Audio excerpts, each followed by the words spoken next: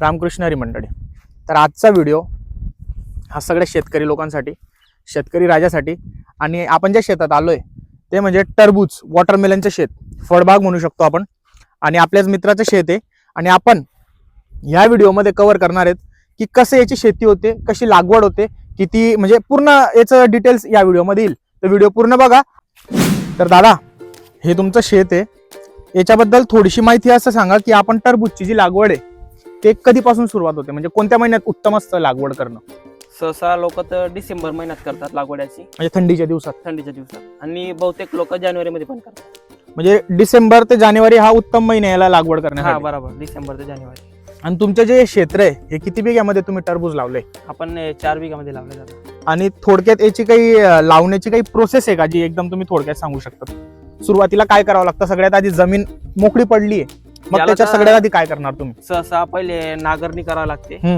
म्हणजे जे आपले ट्रॅक्टरने आपला नांगर असतो ना, बरोबर. ते पूर्णपणे खोल नांगरणी करावी लागते याची. हा. आणि नंतर याला डबल रोटा पिन मारला आपण तरी चालतो. म्हणजे डबल रोटा मारावा लागतो, म्हणजे हा. जेणेकरून शेत पूर्ण क्लीन होतं. पूर्ण मऊ शेत आपल्याला लागते वॉटरमेलन. त्याच्यानंतर मग अजून पुढची प्रोसेस? आणि त्याला सहसा लोक रोपं लावतात, काही लोक शेतकरी बियाणं लावतात, पण रोप अति उत्तम. ओके. म्हणजे रोप म्हणजे कंपन्यांकडनं जे सर्टिफाईड कंपन्या असतील त्यांच्याकडनं रोपं विकत घ्यायची. हा नाही, बहुतेक लोक बियाणं देऊन नर्सरीमध्ये रोपं तयार करतात. म्हणजे आपलं बियाणं द्यायचं, ते आपल्याला रोपं देतात हा, असं. बरोबर. आणि एक रोप साधारण किती रुपयाला पडतं मग ते? ते आपल्याला 2.5 रुपयात पडतं. 2.5 ते 3 रुपयात साधारण एक हा. रोप पडतं आपल्याला. हा. आणि मग त्याच्यानंतर हे रोपं लावायची सगळी. हा, सगळे जे होल दिसतात ना मल्चिंगचे, हा. त्या होल मध्ये याला मल्चिंग म्हणतात. हा, याला मल्चिंग. ते कसं करतात मल्चिंग? याला बैलजोडीच्या सहाऱ्याने आपल्याला आतरावी लागते, बरोबर. किंवा माणसाने सहाऱ्याने आपण आतरू लागते. आणि मग त्याच्यानंतर मल्चिंग झाल्यानंतर ते एक रोप त्याच्यामध्ये टाकावं हा, लागतं, बरोबर. ते पूर्ण कागद आथरून. हा. आणि पाण्याचं कसं याची सोय असते? याला सुरुवातीला पाणी फक्त 15 ते 30 मिनिटं द्यावं लागतं, थंडीच्या दिवसात असतो त्यामुळे. हो, म्हणजे ठिबक वगैरेची गरज नाही का? ठिबक आहे? ठिबक आहे, मल्चिंगच्या खाली ठिबक टाकली ना आपण. अच्छा, म्हणजे या मल्चिंगच्या खाली तुमची ठिबक आहे. हा. आणि 15 ते 20 दिवस पाणी द्यावं लागतं. नाही, 15 ते 20 मिनिटं डेली. हा, डेली, ओके. रोज. आणि नंतर आता वाढीच्या प्रमाणे त्याला 1 ते 1.5 तास पाणी द्यावं लागतं. अच्छा, म्हणजे 1-1.5 महिना झाला की त्याला 1 ते 1.5 तास आपल्याला पाणी द्यावं लागतं. हा. तर दादा, आपल्याला जसं तुम्ही सांगितलं की ठिबक झाली, त्याच्यानंतर मल्चिंग केल्यानंतर रोपं वगैरे लावले आपण. बरोबर, 1-1.5 महिन्यानंतर आपण थोडं जास्त वेळ पाणी देतो त्याला. बरोबर. आता त्याच्या पुढची प्रोसेस काय? किती वेळ लागतो पूर्ण टरबूजचं जे आपलं फळ असतं ते पूर्ण रेडी व्हायला? किती महिने लागतात? साधारण 2.5 महिने ते 3 महिन्यापर्यंत आपलं पूर्ण फळ तयार होतं. म्हणजे फक्त 3 महिन्याचं हे? बरोबर. म्हणजे मंडळी, तुम्ही बघू शकता, फक्त 3 ते 3.5 महिन्यात तुम्हाला डायरेक्ट पीक मार्केटमध्ये विकण्या लायक होऊन जातं. आणि दादा, या 3 महिन्यात याला काही औषधी, काही फवारे वगैरे? ते आता आपल्या प्रत्येक शेतकऱ्याची एक लिस्ट असते कडून. बरोबर. आणि ते साधारणपणे जसं लिस्ट मध्ये ते देतात तसं आपल्याला तेच टाकावं लागतं. हा.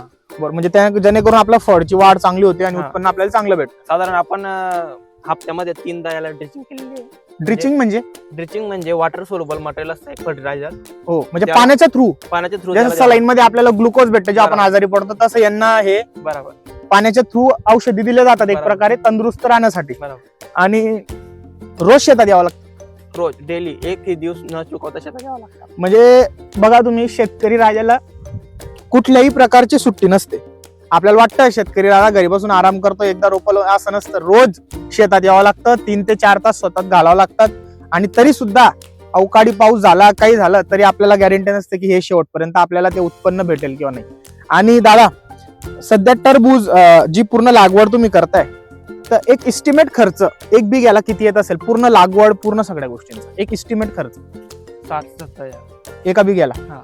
एका बिघ्याला 60 ते 70. आणि एक मॅक्सिमम प्रॉफिटचा काय, म्हणजे मिनिमम मॅक्सिमम काय असेल, किंवा एक बिघ्यामध्ये इतकं उत्पन्न आलं पाहिजे बुवा, जर का भाव वगैरे चांगला असला किंवा सगळ्या गोष्टी योग्य असल्या, तुमचा माल चांगला आहे, तर एक अमाऊंट किती येऊ शकते बुवा उत्पन्न? साधारण जर 15 ते 20 रुपये भाव राहिला टरबूजला, बरोबर, तर आपल्याला नफा होऊ शकतो.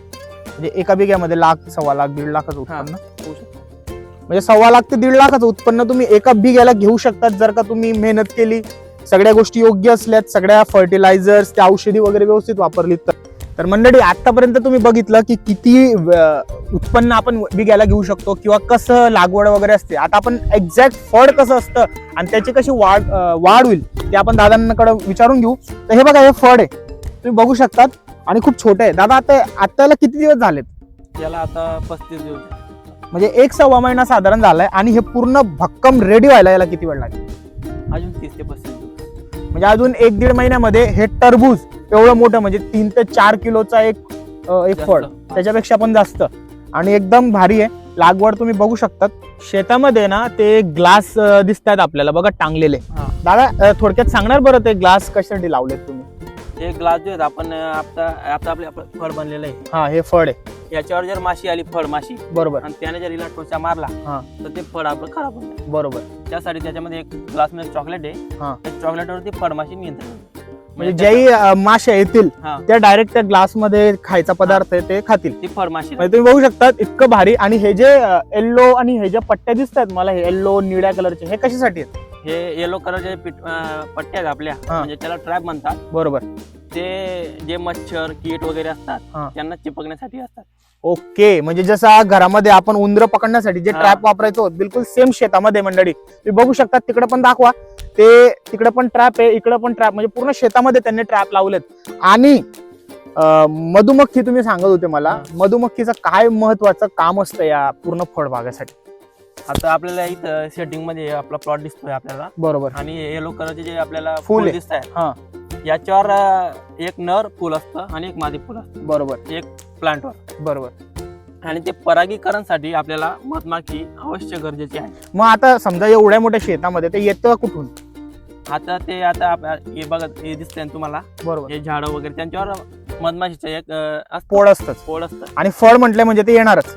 नाही, फळ त्याला फुलं फुल दिसलं म्हणजे ते येतात येतातच. परागीकरण म्हणजे करायला. याच्या टरबूजच्या ज्या रोपांवर आहे ना फुलं येतात, एक नर एक मादा फुल, त्यांच्या प्रज्वलीकरण म्हणजे आपण रिप्रोडक्शन म्हणतो तसंतलं सिस्टम आहे. मधुमाखी येते आणि त्या थ्रू ते रिप्रोडक्शन वगैरे होतं आणि मग फळांची वाढ होते.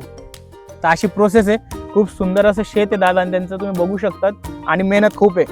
शेतकरी होणं सोपं नाहीये, आणि म्हणूनच शेतकरीला राजा म्हटलं जातं. त्यामुळे खूप सुंदर वातावरण आणि खूप. तर मंडळी असा आपला टरबूजचा बाग.